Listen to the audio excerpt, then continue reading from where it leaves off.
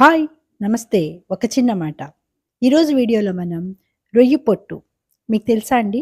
రొయ్యి పొట్టు అంటే తెల్ల పొట్టు అని కూడా అంటారు. వీటిని రొయ్యలు చిన్న చిన్నగా ఉన్నప్పుడు మనకి వాటిని డ్రై చేసేస్తే తయారైన రొయ్యలమాట ఇవి. వీటిని క్లీనింగ్ ప్రాసెస్ కొంచెం కష్టం గానీ కర్రీ అయితే చాలా టేస్టీగా ఉంటుంది. దీన్ని కొంతమంది రొయ్య పొట్టు కారం కూడా తయారు చేసుకుంటారు. అంటే మనము కరివేపాకు కారం ఎలా తయారు చేసుకుంటామో అట్లాగే ఈ రొయ్య పొట్టు కారం కూడా తయారు చేసుకుంటారు. కాకపోతే ఈ రొయ్య పొట్టులో చాలా డస్ట్ ఉంటుందండి. ఇసుక, మట్టి అంటే రొయ్యల్ని చిన్న చిన్న పిల్లలుగా ఉన్నప్పుడు వాటిని మట్టిలో ఆరబెట్టేస్తూ ఉంటారు కదా! ఆ ఇసక, మట్టి చూసారుగా ఎంత డస్ట్ ఉందో. ఇంచుమించు ఒక 10, 15 సార్లు కడిగితేనే గానీ రొయ్య పొట్టులో ఉన్న డస్ట్ పోదుమాట. అది కడగకుండా, సరిగా నీట్‌గా చేసుకోకుండా మనం గనక కర్రీ తయారు చేసుకుంటే, ఆ పొట్టు ఉన్న ఇసక వలన కర్రీ మొత్తం పాడైపోతుంది. అంచేత క్లీనింగ్ అన్నది మాత్రం చాలా మెయిన్ మాటండి ఈ కర్రీకి. చూసారా ఎన్ని సార్లు కడిగినా ఆ మట్టి చూసారా ఎంతుందో? అట్లా ఇసక, మట్టి వస్తూనే ఉంటుంది. అంచేత చాలా నీట్‌గా, క్లీన్‌గా తయారు చేసుకునే ఈ రొయ్య పొట్టు చాలా టేస్టీగా ఉంటుంది. అలా తినాలి అనుకుంటే కొంచెం కష్టపడక తప్పదు మరి. కష్టపడదాం. అందుకే ట్రై చేస్తూనే ఉన్నాను. కడుగుతూనే ఉన్నాను. మీకు ఈ రొయ్య పొట్టుని చూపిస్తున్నాననమాట. దీనికి కాంబినేషన్‌గా మనం కొంచెం ఎగ్స్ ఉడకబెట్టుకొని వేసుకుంటే ఇంకా బావుంటుంది. కర్రీ అయితే చాలా ఈజీ అండి.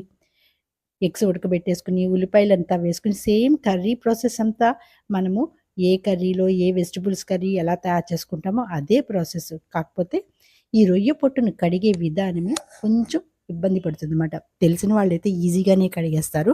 నేనైతే కొంచెం ఇబ్బంది పడ్డాను.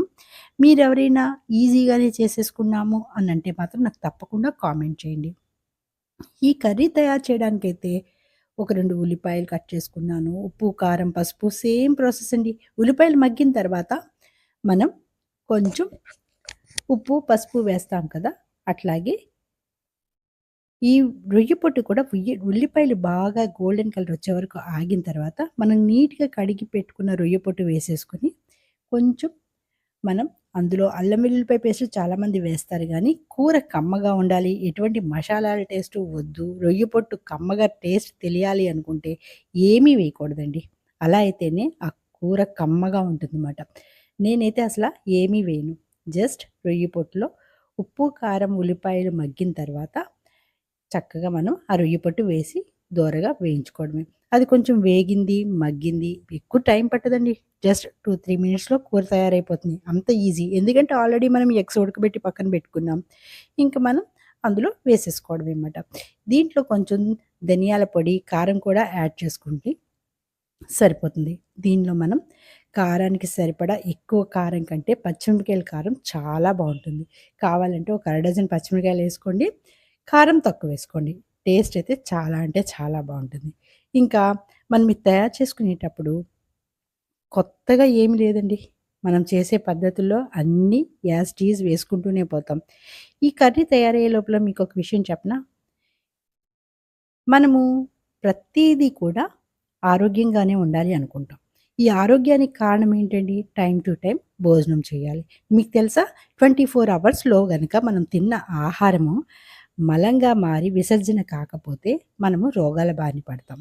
అదే 4 అవర్స్ తర్వాత వాటర్ తాగుతాం కదా! వాటర్ తాగిన 4 అవర్స్ తర్వాత ఆ వాటర్ గనక మనకి మూత్రంగా వెళ్ళకపోతే అది కూడా మనకి హెల్తీ ఇష్యూస్‌ని తెలుస్తుంది. అదే మనం పీల్చే గాలి ఒక నిమిషం మన ఒంట్లో ఉండొచ్చు. ఒక్క నిమిషం తర్వాత గాలిని మనం వదలలేదనుకోండి ఏమవుతాం? మన ప్రాణమే పోతుంది కదండీ! అలాంటి వాళ్ళం మనము ఆరోగ్యంగా ఉండడానికి ఇన్ని పాటిస్తాం కదా! మనలో ఉన్న ఆహారము బయటికి పోతుంది. మనము తిన్న, తాగిన వాటరు బయటికి పోతుంది.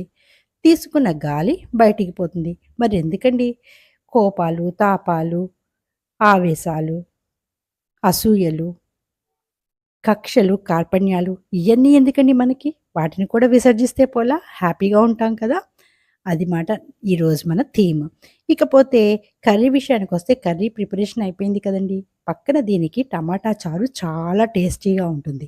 ఆ టేస్టీగా తినాలి అంటే టమాటా చారుతో మనం ఎగ్, రొయ్య పొట్టు కర్రీ సూపర్ అంటే సూపర్ కాంబినేషన్. ఈరోజు మా లంచ్ ఇది.